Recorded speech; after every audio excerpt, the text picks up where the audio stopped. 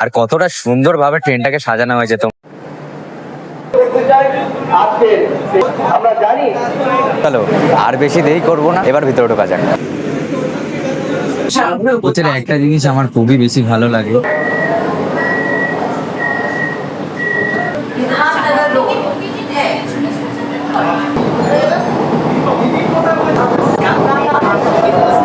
Bell ধরিয়া skip করছে, দেখতে পাচ্ছ কতটা স্পিডে।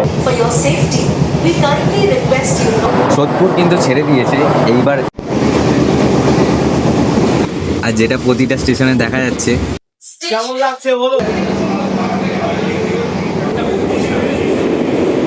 মানে এতক্ষণ ধরে ট্রেনের মধ্যে বসে আছি তো মনে হচ্ছে মানে দার্জিলিং এ চলে এসেছি, এতটা শীত করছে। মেট্রোতেও মনে হয় এতটা আমার শীত করে না।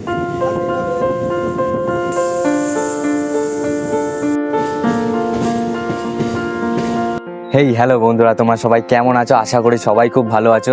আজকে আমি আছি ঠিক শিয়ালদা স্টেশনের বাইরে, তোমরা দেখতেই পাচ্ছ। আর আজকে প্রথমবার বাংলায় এসি লোকাল চালু হতে চলেছে, তাও আবার কোথায়? আমার বাড়ির রুটে, মানে শিয়ালদা রানাঘাট রুটে। তো চলো সবার প্রথমে ভিতরে গিয়ে দেখা যাক যে ট্রেনটা কত নাম্বার প্ল্যাটফর্মে দিয়েছে। শিয়ালদা স্টেশনে ঢোকার সময় বাইরে দেখলাম এত বড় একটা ছাউনি তৈরি করা হয়েছে। এইটা যে কিসের জন্য তৈরি করা হয়েছে কেউ যদি জেনে থাকো অবশ্যই কিন্তু আমাকে কমেন্টে জানিও। তো স্টেশনে ঢুকেই লাইনে দাঁড়িয়ে পড়লাম আমি পাসের জন্য। আর এই লাইন থেকে কিন্তু শুধু মিডিয়া আর ইউটিউবারদেরই পাস দেওয়া হচ্ছিল। প্রায় ঘন্টাখানিক অপেক্ষা করার পর হাতে পেয়ে গেলাম আমার এসি লোকালের পাসটা। হাতে পাসটা পাওয়া মাত্রই ছুটে গেলাম 6 নম্বর প্ল্যাটফর্মের দিকে। গিয়েই দেখতে পেলাম আজকের আমাদের এসি লোকালটা কিন্তু রানীর মতো সাজানো হয়েছে। তোমরা তো দেখতেই পাচ্ছ কতটা সুন্দর লাগছে। এই ট্রেনটা কিন্তু ঠিক 12টা নাগাদ শিয়ালদা স্টেশন থেকে ছেড়ে রানাঘাটের দিকে রওনা দেবে। তো চলো এবার সামনের দিকে যাওয়া যাক।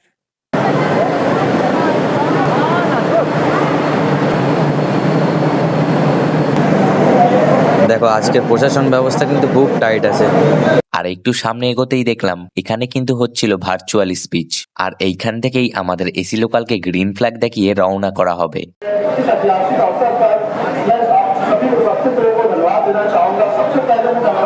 চলো আর বেশি দেরি করবো না, এবার ভিতরে ঢোকা যাক। এরপরেই টিটি বাবুকে টিকিট দেখিয়ে আমি কিন্তু প্রবেশ করলাম ট্রেনের ভিতরে। ট্রেনের ভিতরে প্রবেশ করে যা বুঝতে পারলাম এটা কিন্তু মাছ বাজার। মজা করছি, তবে এত লোকের ভিড় হবে আমি কিন্তু আশা করিনি।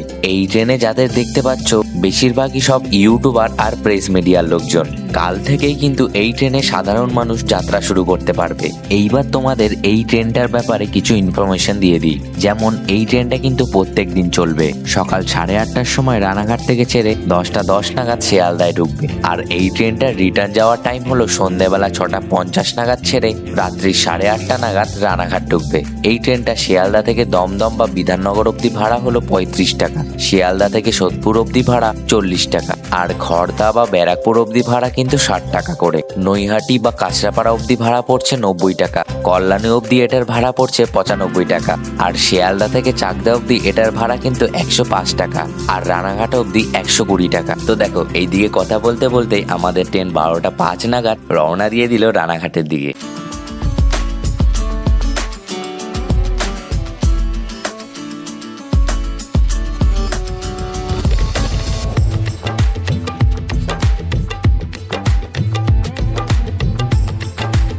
শিয়ালদা থেকে ছাড়ার পর আমাদের ট্রেন প্রথম দাঁড়াবে কিন্তু বিধাননগর স্টেশন। গাড়ি কিন্তু বিধাননগর ঢুকে গেছে, আর কত লোকের ক্রেজ। বিধাননগর স্টেশনে 2 মিনিটেরও কম সময় দাঁড়িয়ে রওনা দিল পরবর্তী স্টেশনের দিকে। পরবর্তী station Dumdum junction.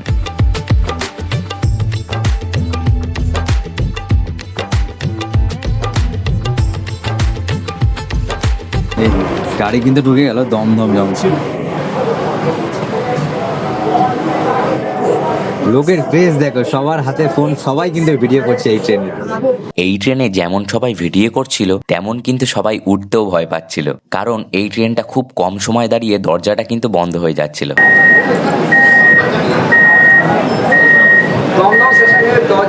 Dumdum station ছাড়ার পর আমাদের ট্রেন ছুটলো পরবর্তী স্টেশন সোদপুরের দিকে।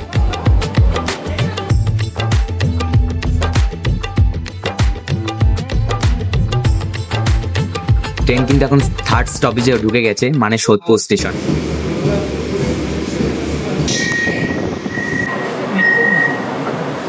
সোদপুর স্টেশনে এবার এইখানে ন্যূনতম তাই 2 মিনিট মতো দাঁড়ানোর পরে আবার কিন্তু গাড়ি রওনা দেবে রানাঘাটের উদ্দেশ্যে। সোদপুর ছাড়ার পরে এই ট্রেনটার নেক্সট স্টেশন কিন্তু খড়দা। তো চলো খড়দায় কতটা ভিড় ওইটা দেখা যাক।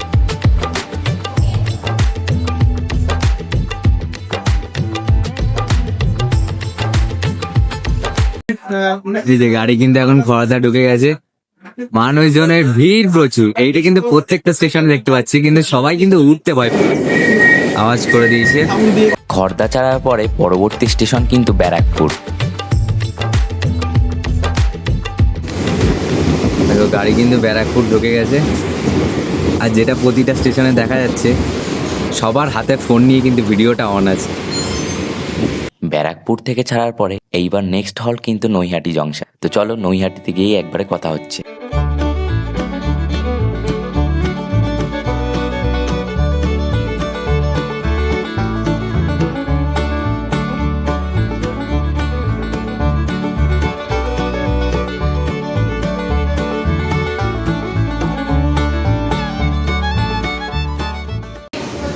नईहाटी जंक्शन स्टेशन है। নৈহাটি স্টেশনে 1 মিনিটেরও কম সময় দাঁড়িয়ে আমাদের ট্রেন আবার ছুটলো রানাঘাটের দিকে। এইবার আমাদের পরবর্তী স্টেশন কাঁচরাপাড়া।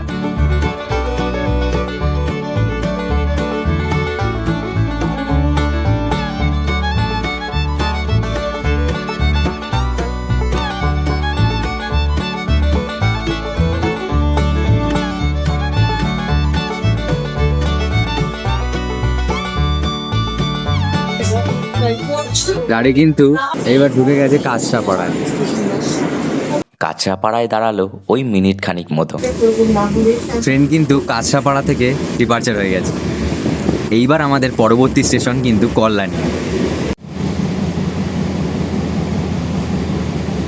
ট্রেনে বসে এই মেঘলা আকাশ দেখতে দেখতে পৌঁছে গেলাম কিন্তু কল্যাণী স্টেশন। তবে এইবার কল্যাণী স্টেশন কিন্তু আমার নামা হলো না, কারণ কল্যাণী স্টেশনে হচ্ছিল বৃষ্টি। তো এইবার কল্যাণী স্টেশন ছেড়ে আমাদের ট্রেন দৌড়লো চাকদা স্টেশনের দিকে। এই ট্রেনের মধ্যে আমার দুটো জিনিস খুব বেশি ভালো লাগলো। কোনো বিপদকালীন পরিস্থিতিতে তোমরা কিন্তু এই টক ব্যাগের সাহায্যে সোজা ড্রাইভারের সাথে কথা বলতে পারবে। আর এইখানের ব্যাগ রাখার স্পেসটা কিন্তু কিছুটা বন্দে ভারতের আদলে করা হয়েছে। এই জিনিস দুটো আমার কিন্তু বেশ ভালো লাগলো। এইদিকে ট্রেন মদনপুর আর শিমুরালি পার করে পৌঁছলো চাকদা স্টেশন।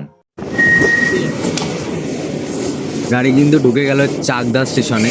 এখন গাড়ি চাকদা স্টেশনে, আর এরপরেই কিন্তু অন্তিম স্টেশন রানাঘাট জংশন। চাকদা ছাড়ার পরেই বৃষ্টিটা যেন আরো জোরে আছড়ে পড়লো, জানলার কাজগুলো যেন জলে পুরোটা ভরে গেল। ঠিক এরকম ভাবেই আমাদের ট্রেনটা ছুটে চললো রানাঘাট স্টেশনের দিকে।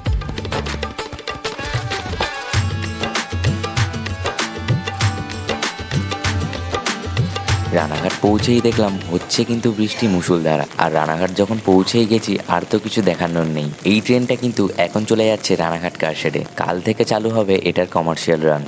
ভিডিওটা যদি ভালো লেগে থাকে অবশ্যই সাবস্ক্রাইব করে দিও, আর ভিডিওটা কেমন লাগলো এটা কিন্তু কমেন্টে অবশ্যই জানিও। আর দেখা হচ্ছে পরবর্তী ভিডিওতে।